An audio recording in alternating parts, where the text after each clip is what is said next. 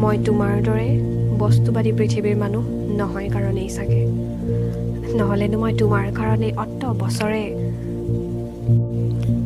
থাকক। এই কথাবোৰ ওলালে ওলায়েই থাকিব, এৰো, নহ'লে আকৌ বিতৰ্কলৈ ঠাই ৰৈ যাব।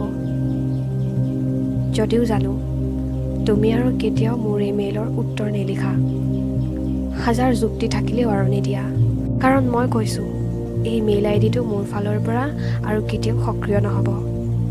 তুমি মোৰ কথাটো গুৰুত্ব সহকাৰে ল'বা। এই মেইল আইডিটো সজীৱ কৰি ৰাখিবলৈ আৰু তুমি কেতিয়াও চেষ্টা নকৰা।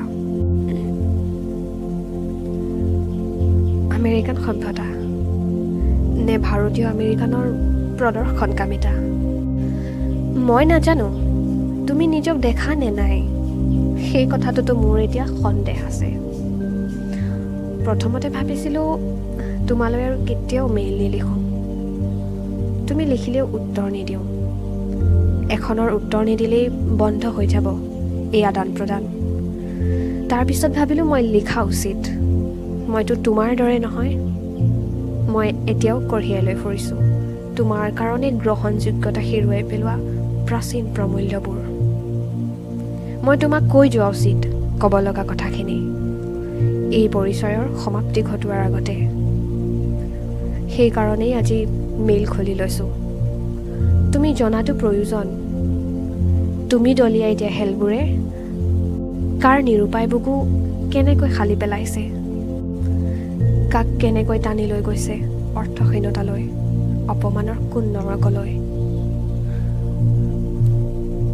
প্ৰতিটো আখৰ লিখোঁতে সন্দীপন, প্ৰতিটো বাক্য গঢ়ি যাওঁতে অসহনীয় এক অনুভৱে মোক অস্থিৰ কৰি তুলিছে।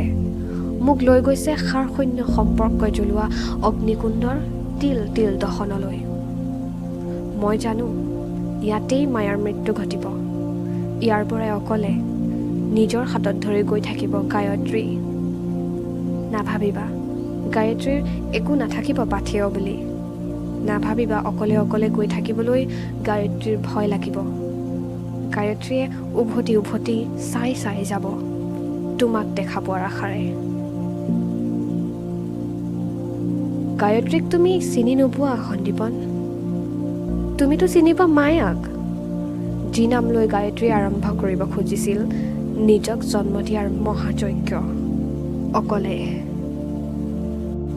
বাইদেউ, এটা উজ্জ্বল কণ্ঠই গায়ত্ৰীক লৈ আহিল কম্পিউটাৰৰ মায়াজগতৰ পৰা স্পৰ্শযোগ্য বাস্তৱলৈ। লেপটপৰ মনিটৰৰ পৰা চকু তুলি ওচৰত ৰৈ থকা ছোৱালীজনীলৈ চালে গায়ত্ৰীয়ে। আপুনি কাম কৰিব নেকি এতিয়া? কাম নকৰোঁ মঞ্জু, অলপ সময় থাকিম। মামী শুলে? শুৱা নাছিল, মই অলপ আগতে বুজাই মেলি শুৱাই থৈ আহিছোঁ। আপুনি শুৱা নাই বুলি গম পাই সেইকাৰণে শুব খোজা নাছিল। মই কৈছোঁ অফিচৰ কাম অলপ আছে, সেইখিনি শেষ হ'লেই শুব। এবাৰ মাত লগাই আহক, নহ'লে শুৱাৰ আশা নাই।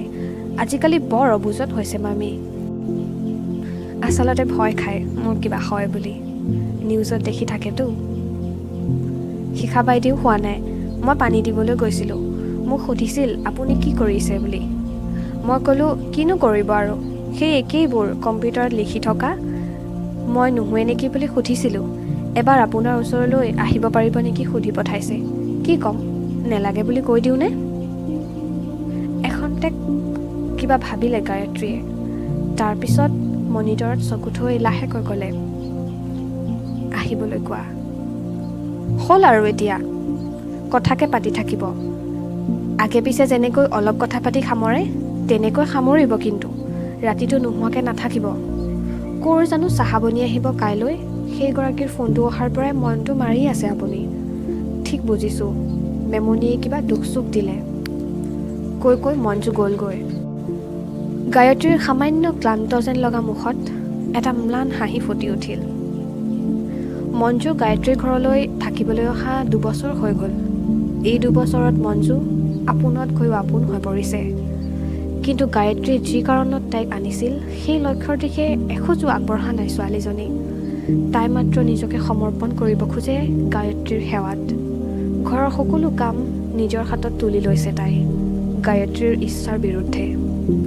হাৰিয়ানাৰ এখন পতিতালয়ৰ পৰা তাইক উদ্ধাৰ কৰি আনিছিল গায়ত্ৰীহঁতে। তাৰপিছত শিখাহঁতৰ NGOই তাইৰ দায়িত্ব লৈছিল। যুঁজ বাগৰ কৰি গায়ত্ৰীৰ ওচৰলৈ গুচি আহিছে তাই। তাই স্বাৱলম্বী হ'ব নোখোজে, একো হ'ব নোখোজে, মাত্ৰ গায়ত্ৰীৰ লগত থাকিব খোজে। তাৰ এটাই কথা, যি দেখাৰ আছিল দেখিলোঁ, বুজিলোঁ। মায়ে পইচাৰ লোভত ছোৱালী বেচা মাইকীটোৰ লগত দিল্লীলৈ পঠালে। সেই পইচা দি ভাইটোক লাইট মিস্ত্ৰীৰ কাম শিকিব পঠালে। 7 বছৰ বয়সৰ পৰা মানুহৰ ঘৰত ৰাখি বাচন বৰ্তন ধোৱালে। কিমান মাৰ খালোঁ, কিমান ভোকত থাকিলোঁ, আৰু একো নকৰোঁ। ইয়াত বাচন ধুম, বাইদেউৰ লগত থাকিম, একো নালাগে, পইচাও নালাগে। উপায় নাপাই তাইক লগত ৰাখিছে গায়ত্ৰীয়ে। তাৰ মাজতেই চেষ্টা কৰি আছে কিবা এটা হাতৰ বিদ্যা শিকাবলৈ। চিলাইৰ কাম শিকিবলৈ যায়, মেটেকাৰ ৰছীৰে বেগ বনাবলৈও শিকিছে, কিন্তু ইচ্ছা একেবাৰেই নাই। শিখা সোমাই আহিছিল। তাইলৈ চাই লাহেকৈ হাঁহিলে গায়ত্ৰীয়ে। আপোনাৰ লগত কথা পাতিবলৈ মন গৈছিল, অসুবিধা হ'ব নেকি বাইদেউ? নহয়, মোৰো আজি তোমাৰ লগত কথা পাতিবলৈ মন গৈ আছে। মাতিম বুলি ভাবিয়েই আছিলোঁ, বহা। শিখাৰ ম্লান হৈ থকা মুখখন পোহৰ হৈ পৰিল। গায়ত্ৰীৰ চকীৰ ওচৰতে থকা অন্য এখন চকীত বহিল শিখা।